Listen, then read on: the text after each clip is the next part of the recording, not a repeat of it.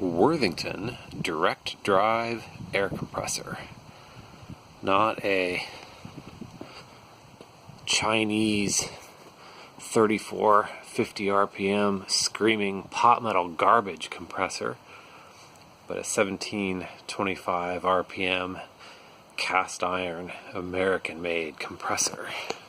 It's got two nameplates on it. 1/3 horsepower, 1725 RPM.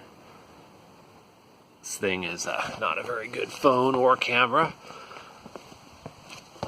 Worthington.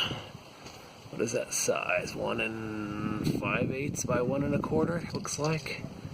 I don't see a model number on it. This belongs to a friend of mine that is 3,000 miles away. So when I found it for him, I picked it up for him and am keeping it for him and have occasional use for it, actually. It's an interesting design in that there's no pressure switch, no on-off switch. You just plug it in and it runs.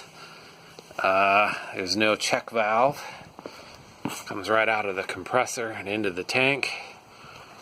On the other side of the tank, there's just a pressure relief valve or regulating valve.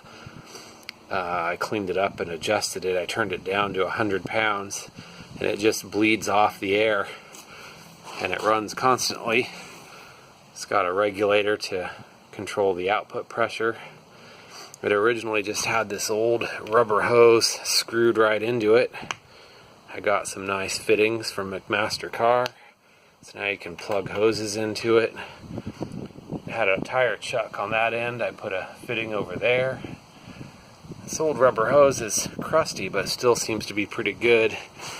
I rewired the cord on it. It was broken, but this old rubber cord is pretty crusty, but still serviceable. You just got to be careful with it.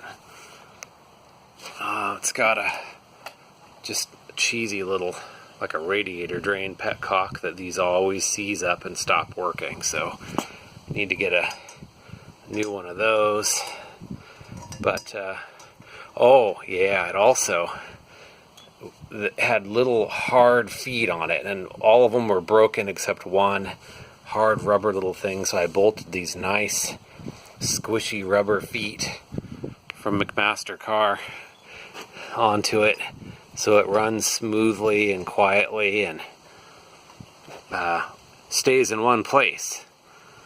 So it's good for airing up tires, and I need to drive a few nails over at the other house. So let's plug it in, and to demonstrate, see if I can do this one-handed without shocking myself here.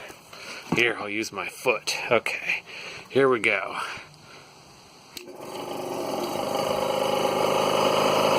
It's not too loud now that it's got those rubber feet.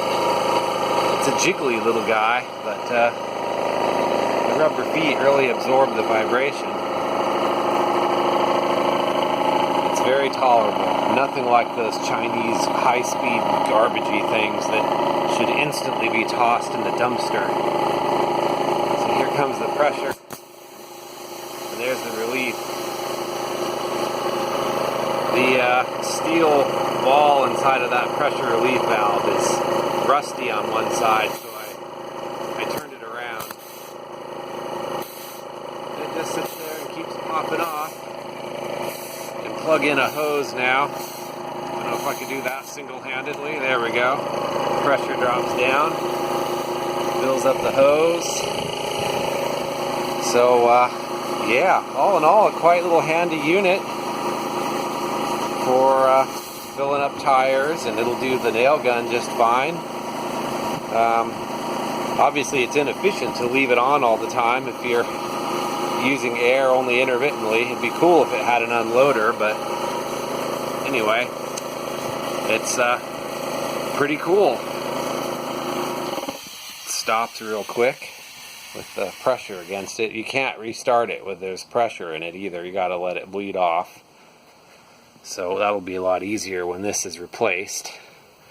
this leaks much more slowly now that I fixed it up. So it's pretty cool. So yeah, little baby Worthington.